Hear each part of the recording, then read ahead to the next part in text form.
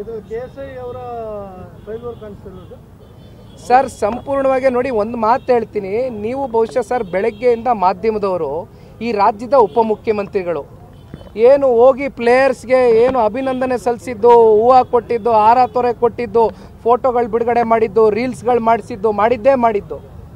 ಇವತ್ತು ಎಷ್ಟೋ ಜನ ಮಂತ್ರಿಗಳ ಮಕ್ಕಳು ವಿರಾಟ್ ಕೊಹ್ಲಿ ಅವ್ರು ನೋಡಕ್ಕೆ ಬಂದಿದ್ದಾರೆ.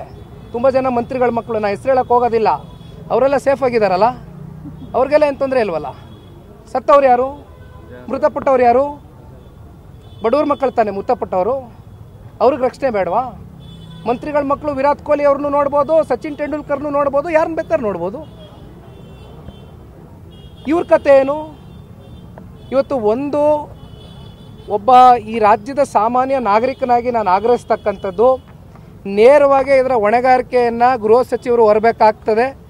ಜೊತೆಯಲ್ಲಿ ಇವತ್ತು ಮೃತಪಟ್ಟಿರ್ತಕ್ಕಂಥ ಆ ಕುಟುಂಬಗಳಿಗೆ ಸಾಂತ್ವನ ಹೇಳ್ತಕ್ಕಂಥದ್ದಷ್ಟೇ ಅಲ್ಲ, ದೊಡ್ಡ ಮಟ್ಟದಲ್ಲಿ ಪರಿಹಾರವನ್ನು ಕೊಟ್ಟು ಅವರ ಕುಟುಂಬಸ್ಥರಿಗೆ ಒಂದು ಜಾಬ್ನ ಕೊಡ್ತಕ್ಕಂಥ, ಅಂದರೆ ಅವರು ಗೌರವಯುತವಾಗಿ ಇವತ್ತು ಕೆಲಸ ಮಾಡ್ತಕ್ಕಂಥದಕ್ಕೆ ಒಂದು ಉದ್ಯೋಗ ಸೃಷ್ಟಿ ಮಾಡಿಕೊಡ್ತಕ್ಕಂಥ ಕೆಲಸ ಆದರೂ ಕನಿಷ್ಠ ಪಕ್ಷ ಮಾಡಬೇಕು, ಅವ್ರಿಗೆ ಸೌಜನ್ಯತೆ ಇದ್ರೆ ಅಂತಕ್ಕಂಥದ್ದು ನಾಗರಿಸ್ತೀವಿ.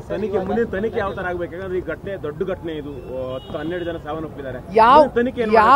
ಯಾವ ತನಿಖೆ ಮಾಡ್ತಾರೆ ಸರ್? ಸರ್ಕಾರ ಮಾಡೋದು ಯಾರ ಮೇಲೆ ತನಿಖೆ ಮಾಡ್ತಾರೆ? ರಾಜಕೀಯವಾಗಿ ನೀವು ಯಾರನ್ನಾದ್ರೂ ಯಾವ್ದಾದ್ರು ಪಕ್ಷನ ಯಾವ್ದಾದ್ರು ರಾಜಕೀಯ ನಾಯಕರು ಮುಗಿಸ್ಬೇಕು ಅಂದರೆ ನೀವು ಇಟ್ಕೊಂಡಿದ್ದೀರಲ್ಲ ಕೆಲವೊಂದಷ್ಟು ತನಿಖಾ ಸಂಸ್ಥೆನ, ಅದಕ್ಕೆ ಮಾತ್ರ ತನಿಖೆನ ಭಾಳ ಜೋರಾಗಿ ವೇಗವಾಗಿ ಮಾಡ್ತೀರಿ. ಬಡ ಕುಟುಂಬದವ್ರು ಇವತ್ತು ತೀರ್ಕೊಂಡು ಹೋಗಿದಾರಲ್ಲ, ಯಾವ ತನಿಖೆ ಮಾಡಿ ಏನು ಎಕ್ಸ್ಪೆಕ್ಟ್ ಮಾಡ್ತೀರಿ ನೀವು? ಆ ತನಿಖೆ ಫಲಿತಾಂಶ ಏನು ಬರುತ್ತೆ, ರಿಸಲ್ಟ್ ಏನು ಬರುತ್ತೆ?